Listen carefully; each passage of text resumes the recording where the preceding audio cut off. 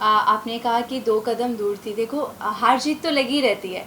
एक एक कोई जीत नसीब होती है और हार के जो जीतता है वो बहुत अलग होता है। तो मेरे साथ भी कुछ ऐसा ही हुआ है। मुझे इतना प्यार मिला है, मुझे मेरे फ़ैन से प्यार मिला है, ऑडियंस ने इतना प्यार दिखाया है। So I really respect that और मैं जीती हूँ। और ये आपका पहला रियलिटी शो था। When you got the call from the lockup, so what was your first reaction? What? What was your first reaction जब आपको कॉल आया लॉकअप से that you need to do this हाँ, रियलिटी शो? जब मुझे lockup से call आया था कि ऐसे रियलिटी शो हम बना रहे हैं लॉकअप, तो मैं प्रिपेयर नहीं थी बिकॉज़ मैंने कभी पहले रियलिटी शो किए नहीं हैं और मैंने रियलिटी शो देखे भी नहीं हैं। सो मेरा कोई ऐसा मतलब वो नहीं था जाने का। बट फिर मैंने सोचा कि यार लेट्स टेक अ चांस, कुछ नया करते हैं, एक अच्छी अपॉर्चुनिटी है तो उसको अच्छे से ग्रैब किया जाए। तो यस, मैंने फिर हाँ की और अच्छे से कर आई उसको। जो रियलिटी शोज की मैं बात करूँ तो क्या आप प्रिपेयर थे? बिकॉज लॉकअप एक फ्रेश रियलिटी शो था, पर इससे पहले बिग बॉस जैसा रियलिटी शो, क्या आपने मैं उसको प्रिपेयर नहीं फॉलो? थी। जब मैंने लॉकअप के लिए भी हाँ की तब भी मैं प्रिपेयर नहीं थी। मैं खुद से मतलब ये चीज़ मैं मान नहीं पा रही थी कि यार सीरियसली मैं रियलिटी शो में जा रही हूँ। बट धीरे धीरे वहाँ जाके भी मुझे 1 डेढ़ हफ्ते तक यही लगता रहा कि यार मैं क्यों आ गई, कि मैंने क्यों किया, मैंने कॉन्ट्रैक्ट क्यों साइन कर दिया, यार मेरे को नहीं करना चाहिए था, मुझसे नहीं हो पा रहा है। बट धीरे धीरे मैंने वहाँ ग्रो करना शुरू किया, मैंने सब में इन्वॉल्व होना शुरू किया। तो फिर ऐसे ही मेरी जर्नी चलती रही धीरे धीरे और मैं यहाँ पे हूँ। Inside that jail what was the most difficult part? Most difficult part वहाँ पे माँ बाप से दूर रहना। और जो सीक्रेट टेलिंग टास्क था, आपने एक बहुत बड़ा सीक्रेट उसमें रिवील किया था जो फॉरेन में आप गए थे, तो उस आप जब वो बोल रहे थे तो आपको बैक ऑफ द माइंड क्या कुछ आपके अंदर चल रहा था कि like if I go out what what will my fans think, my mummy papa सुन रहे, क्या कुछ चल रहा था mind, back of the mind क्या कुछ था? कुछ नहीं, मैंने जो बोलना था वहाँ पे बोला और ऐसा उसमें कुछ नहीं था। उसमें यही चीज़ बोली थी मैंने कि उनको पैसे रिटर्न भी किए थे और दैट्स ऑल। शुरुआत में करूँ दोस्ती से, आपकी सबसे अच्छी बॉन्डिंग आपके, आपको क्या लगती है किसके साथ सबसे अच्छी बॉन्डिंग बनी आपकी? मेरी मुनावर, साइशा, अली, ज़िशान, सबके साथ, पूनम। तो मैं मुनावर से शुरुआत करूँ। मुनावर और आपकी बॉन्डिंग काफ़ी अच्छी लगी, लोगों को भी काफ़ी अच्छा, उसमें हैशटैग्स बने, इफ यू या डोंट नो हैशटैग बने, किस तरह से देखते हो? और मुनावर की कौन सी क्वालिटी आपको अच्छी, सबसे ज़्यादा अच्छी लगी? हिज ब्रेन, कि जो वो जिस तरीके से चीज़ों को नाप तोल के बोलता है, उसको पता है कि उसको किस तरीके से अपने आप को प्रेजेंट करना है सामने वाले के सामने। तो उसकी ये क्वालिटी बहुत अच्छी है कि वो जितना बताना चाहता है वो उतना ही बताता है। So that's a good thing about और हिम। आपकी ऐसी कोई दोस्ती घर पे जिससे आप बाहर अब आ चुके हो और उनसे मिलना नहीं चाहोगे, कोई ऐसा व्यक्ति? ऐसा कुछ नहीं है यार, देखो ये कोई हेट रेट थोड़ी चल रहा है, सबसे मिलेंगे, कोई दिक्कत नहीं है। और जब से आप बाहर आए हो, देयर इज वन थिंग कि people want to see you and Munawar in a reel. यार हम मेरे को तो टाइम ही नहीं मिल पाया, मैं कल रात को ही बॉम्बे आई हूँ। सो मैं अपनी फैमिली के साथ थी, तो अब लेट्स सी, मिलते हैं। और मैंने आपके इंस्टाग्राम अकाउंट में भी देखा the kind of reception you got when you went to your home town, उसके बारे में किस तरह की फीलिंग हुई उस रिसेप्शन? बहुत एक प्राउड फीलिंग भी थी और मेरे मम्मी पापा, मेरे फ्रेंड्स, मेरी फैमिली बहुत प्राउड थे और वो बहुत खुश भी थे। और मैं उनको देखकर बहुत खुश हुई कि उन्होंने जिस तरीके से मेरा वेलकम किया। आई वॉज उस टाइम पे बिकॉज आई फील हो रहा कि thank you Y Guru ji, thank you so much. आपको क्या लगता है कि क्या कुछ ऐसी बात कमी रह गई जो आपको थर्ड बनाए, एंड पायल को सेकंड एंड मुनावर को फर्स्ट बनाए? उन लोग में वैसी क्वालिटी थी जो आपके में नहीं थी? सी देखो, हर कोई अपने हिसाब से अपना 100% देता है। शायद मेरी कोई कमी रही हो, आगे आने वाले लाइफ के लिए मेरे लिए सीख थी कि हाँ, मैं कहीं कुछ भी कमी ना छोड़ूं। जो मैंने कमियां यहाँ छोड़ी, मैं आगे आने वाली चीज़ों में, जो मैं करने वाली हूँ, जो भी होने वाला है, उसमें मैं कमी ना छोड़ूं। सो और मुनावर की मैं बात करूँ तो मुनावर ने एक ऐसा, मतलब बोलते हैं ना, एक ऐसा रेपो अंदर लेके गए, उनके पहले के वीडियोस काफी चर्चा में रहे थे, बिल्कुल। और अंदर आप सबसे ज्यादा क्लोजली उनको देखे, तो डू यू थिंक कि वो बिहेव ऐसा कर रहे थे कि वो नेचुरल था? सी मैं लॉकअप के बाद मुनावर से पर्सनली नहीं मिली हूँ, सो इसके बारे में मैं नहीं बता पाऊँगी। और जिस तरीके से वो अंदर लॉकअप में रहता था वो बिल्कुल नेचुरल था मेरे हिसाब से, बिकॉज़ मेरे को कभी ये चीज़ फील नहीं हुई कि वो फेक है। तो आई होप कि वो बाहर भी ऐसा ही हो। को पायल की मैं बात करूँ तो पायल का गेम आपको कैसा लगता था? ठीक था, अपनी जगह बढ़िया खेल रही थी लड़की, तभी यहाँ तक पहुँची।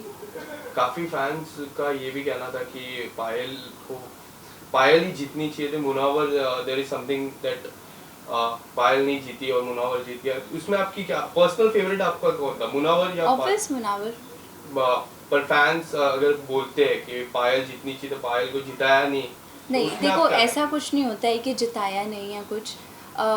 सब चीज़ें देखी जाती है ना, एक एक चीज़ मिलाकर हम अगर देखें तो मुनावर और पायल का गेम बहुत डिफरेंट था। दोनों के डिफरेंट वे थे चलने के। वो बहुत अलग चलती थी, मुनावर बहुत अलग चलता था। सो दोनों के हिसाब से मुनावर उनको बेस्ट लगा तो इसलिए वो जीता, और उसमें वो क्वालिटी थी जीतने की। और मैं बात करूँ जो जिशान के साथ हुआ, जी उनका इविक्शन हुआ, काफी चर्चा हुई उसके बारे में। आप उस टाइम पे आप काफी क्लोज आप ही थे। बिल्कुल। आपको क्या लगता है कौन राइट था कौन रॉन्ग था उस टाइम? सी देखो, जो उसने झाड़ू मारी, मैं उसके अगेंस्ट थी, है ना, कि उसने वो जिसको झाड़ू नहीं मारना चाहिए था, वो उसको भी फील हुआ कि वो उससे शायद एक गुस्से में लग गया। बट जो आज़मा करती थी प्रोवोक भी उतना ही गलत है जितना कि हिंसा है। बिकॉज वो मतलब प्रोवोकिंग में इतनी गलत गलत चीज़ें, कोई अपनी फैमिली के बारे में नहीं सुनेगा। माँ बाप भाई बहन सबके एक जैसे होते हैं। सो कोई भी अगर किसी के माँ बाप के बारे में, उसकी गर्लफ्रेंड के बारे में उसको इतना गलत गलत बोला गया, सो जो एक्सेप्टेबल नहीं था, तो उसने जो किया उसकी सज़ा उसको मिली। बट जो आज़मा ने किया वो भी गलत था। शुरुआत किसने की आपके हिसाब से? शुरुआत आज़मा ने की। शुरुआत आज़मा कर रही थी, उसके माँ बाप पे चढ़ रही थी, उसके गर्लफ्रेंड पे चढ़ रही थी। एंड डू यू थिंक मतलब जो गलती की दोनों ने की, बट सजा जिशान को मिली, जिशान को घर के बाहर निकल गया, do you think that thing was right?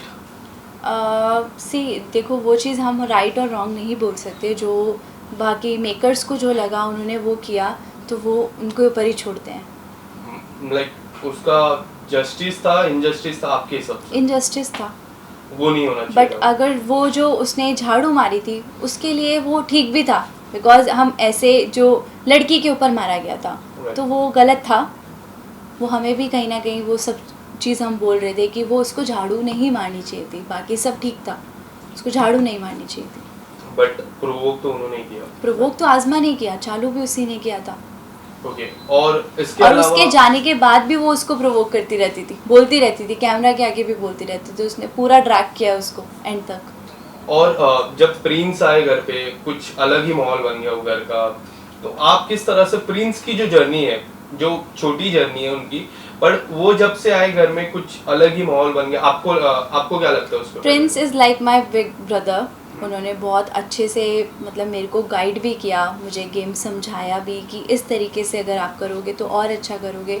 वो हमेशा मेरे को मोटिवेट करते थे कि इस तरीके से कर, इस तरीके से कर। तो वो उनकी जो जर्नी छोटी सी थी वो बहुत अच्छी जर्नी थी हमारे लिए, बहुत मतलब इंस्पायर किया उन्होंने हमें। और ऑफ कोर्स वो 4 रियलिटी शो जीते हुए हैं, तो उनके साथ वहाँ पे एज अ को कैदी रहकर मुझे भी बहुत अच्छा फील हुआ। और कोई ऐसी चीज जो आपने सीखी उनसे? कि अपनी ओपिनियन जो अपना रखना चाहिए वो पूरा खुल के रखो।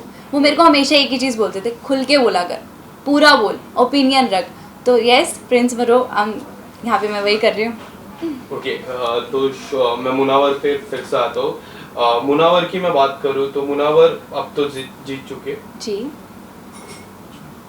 ओके, अब जीत चुके हैं, और उसके बाद कुछ आपकी बातें हुई, कुछ आपका नहीं, कोई मेरी अभी तक project? उससे कोई बात नहीं हुई है।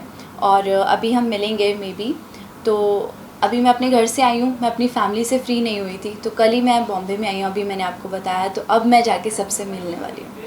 कंगना मैम की बात करूँ तो Kangana ma'am as a host host या कैसे लगी आपको, क्योंकि which was very new for all the audience also, so may be जो ये हमारे जेल का कॉन्सेप्ट था, अगर कंगना मैम नहीं होती तो ये शो पूरा नहीं होता।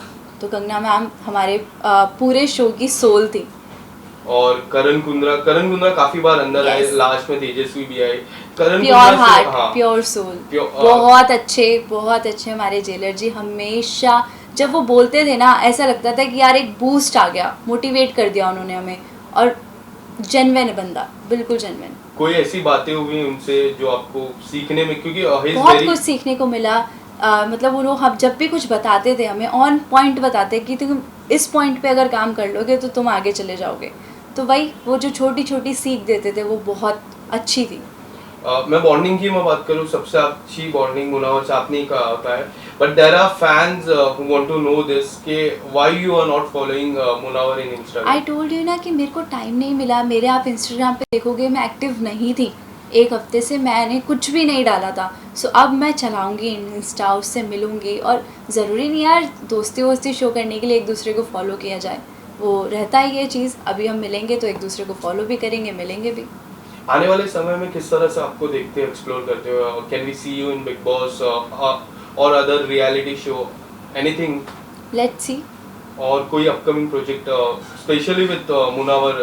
We heard that you are doing a song with Munawar. For sure आपको जल्दी देखने को मिलेगा। और anything else line up? No comments, surprise. Thank you so much. Yeah thank you.